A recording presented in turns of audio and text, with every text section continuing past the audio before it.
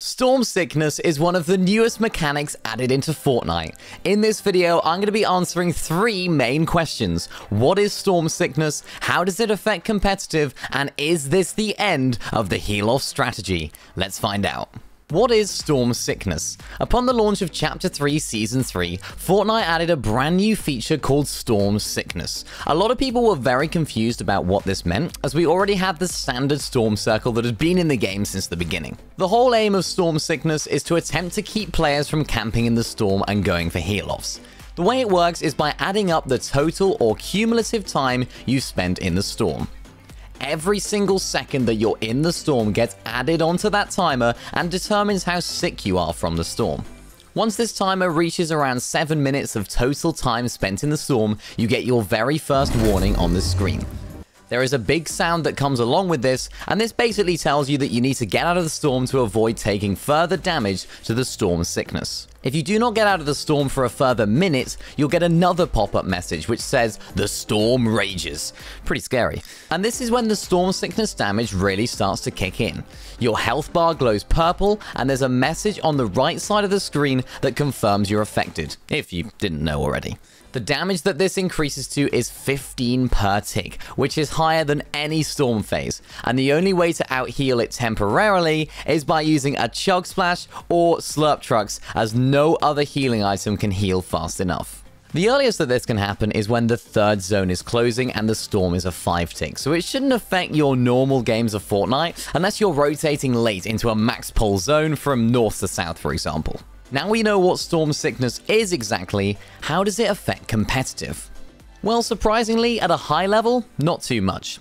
Let's take a look at Hen and Queasy, who in an extremely south rotate know to get out of their drop spot much earlier than they normally would, meaning that they spend a lot less time in the storm than you'd think for this sort of rotate. However, for the teams that get stuck in a storm fight and the zone keeps pulling, with the lack of map mobility this season, such as blimps, the collider, and cannons, and also no itemized mobility other than the grapple gloves, teams might struggle to get out of zone without getting storm sickness in the lower level lobbies.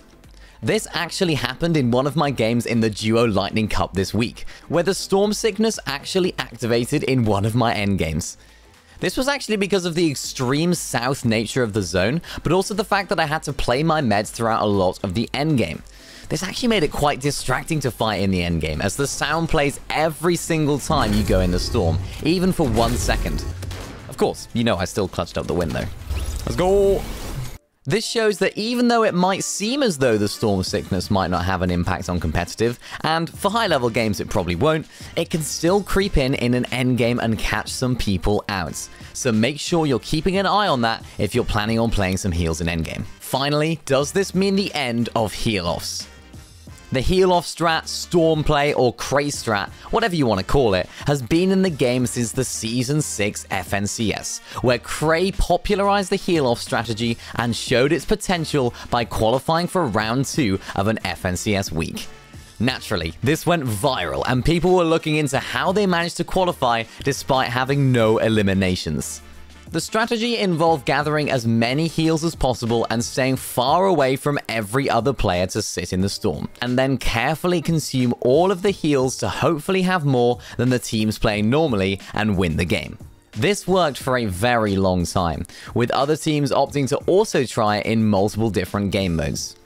Epic then decided to try and nerf the craze strat by essentially removing the option to relight campfires in competitive playlists. They increased the wood requirement to relight the campfire from 200 to 600. This didn't stop Cray though, as he still managed to find a way to out-heal the storm and win games even without the campfires. However, the supposed end to heal-offs came this season with the introduction of Storm Sickness. In a statement posted on Twitter, he said that the heal-offs time has come to an end, even posting a clip on Twitter showing how even if they do get around the storm sickness using a reboot van, instead of slowly taking damage, the game just removes him and his teammates from the game like they were cheating. This is a clear indication that Epic Games do not want this strategy in the game, and it will no longer be successful.